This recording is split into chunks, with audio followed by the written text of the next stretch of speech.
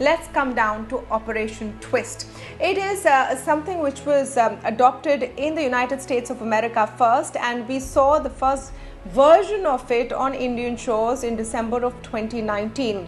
Another Operation Twist of sorts has been announced today by the Reserve Bank of India, even as bond yields were sharply rising. Effectively, it is a simultaneous sale and purchase of government securities. So the central bank has proposed to buy and sell government bonds worth 10,000 crore rupees under each head. Mythili, let me begin by getting a perspective from you on why you think the RBI felt the need to go in for another tranche of Operation Twist. Now, I know bond yields have been a worry ever since the MPC minutes came out, but I want you to explain this simply for our viewers. What is the key concern that the Reserve Bank of India is trying to address by this maneuver, and how does it work? Tamanna, the Reserve Bank of India is a very unenviable position because it has a number of roles. Two of these roles are of acting as debt manager to the government and also as a monetary policy authority. This is just two of its many roles. So the problem in this is that as far as the economy is concerned, we just saw the MPC minutes. We also saw that the Reserve Bank of India is not going to cut interest rates. If at all, in fact, the MPC minutes were a little hawkish, suggesting that there might even be a case to perhaps hike interest rates in case inflation continues to be high. Remember, in the past few months, except for the month of March, every month we have seen inflation over 6%, which is beyond the RBI's target of 2 to 6%. So clearly the Reserve Bank of India doesn't have any scope to cut interest rates. If at all, as Michael Patra, one of the MPC members, said, the RBI might have to take remedial action in order to ensure that inflation gets under control.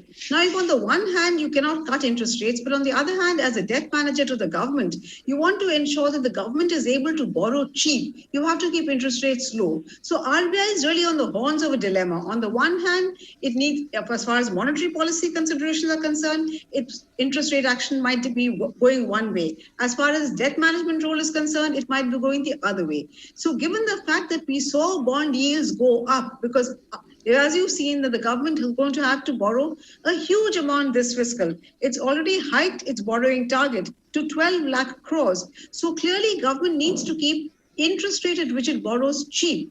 And there's no other way that the RBI can do it except by going into, as Poonam explained, Operation Twist. That is by trying to get the yields down at the long end, and never mind if it gets pushed up a little bit at the short end. So this is why the RBI does this operational twist, buying and selling simultaneously. Now, every time the RBI buys bonds, it pushes up the price. That means lowers interest rates because price and interest rates move in opposite directions. So this is what the RBI's attempt is really, to keep interest rates low at the long end, because government securities are risk-free borrowing. So risk-free borrowing is a flaw for all other interest rates in the economy. So in order to keep interest rates low for the economy, the RBI has to ensure that government is able to borrow cheap. So this is why the RBI has to resort to these kind of tactics, particularly in a scenario where inflation is moving up, and hence the monetary policy dictates might be quite different. It's a slightly complicated answer for a rather simple question that you asked me, but I'm afraid this really explains the problem for the Reserve Bank of India. It has to somehow get interest rates low without formally getting the MPC to lower interest rates.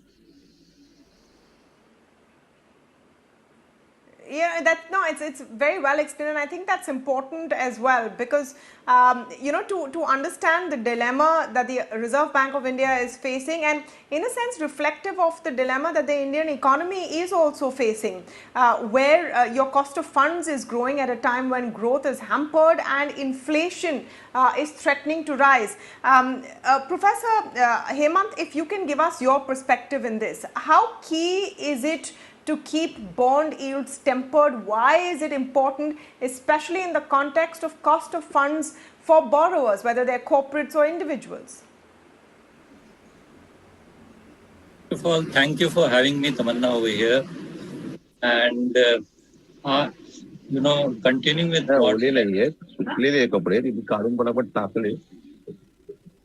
So continuing with what Mythili was saying is, the RBI's objective is definitely to act to try to bring down the longer term yield curve. I mean, it is kind of ironical that we are seeing the economy to be, I mean, the overall consensus is that the economy is going to be weak, yet the yield curve is fairly steep. But having said that, it is true not just in India, it's true all over across the markets at all times that the central bank has limited control over the longer end of the yield curve. I mean, the maximum impact is on the short end because the longer end is more fundamentally determined. It takes into account various kinds of risk. I mean, not just the interest rate risk. Factors like credit risk also come into picture because what happens is ultimately if the fisc is going to be in a difficult situation going forward, then there will be a crowding out of investments in the private sector, and that crowding out will raise the cost of capital for the private sector as well. So multiple ways, unless the longer end, which is determined more by the market than the central bank, unless there are real measures taken in terms of those factors which affect really the term structure of the rates, it is not going to be easy for RBI to do it. Mr. Mehta, do you think that all of these endeavors, and the RBI has conducted a number of open market operations as well, there have been iterations of Operation Twist as we're calling it, and other measures to infuse both liquidity in the system and keep sort of a hold on interest rates, keep them at levels which are available to people, and cost of funds etc. low. Why has it not really shown that kind of impact? Can you explain to us what the current situation is and why the RBI had to step in? As Mythili said, RBI is not in an enviable position. But having said that, I would like to speak in support of RBI that they have to support the market, because you see, in last 2-3 years, people have been talking about, like, whenever RBI tries to buy long end, that people start talking about that they're managing yields and stuff like that.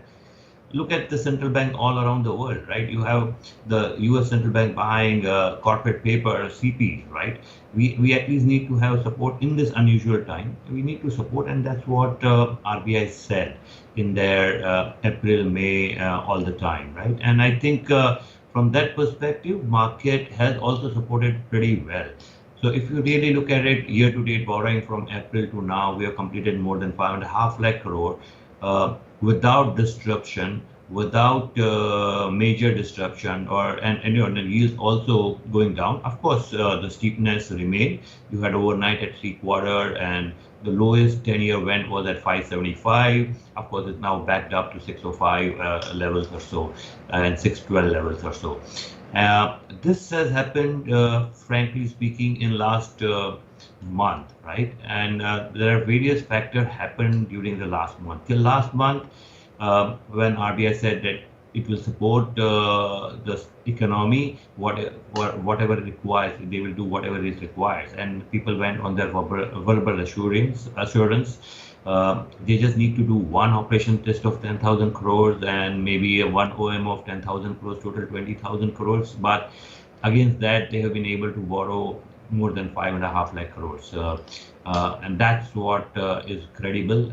Purely, sometimes, the verbal support, but sometimes when you have too many events, the verbal support also requires action, and that's what was required.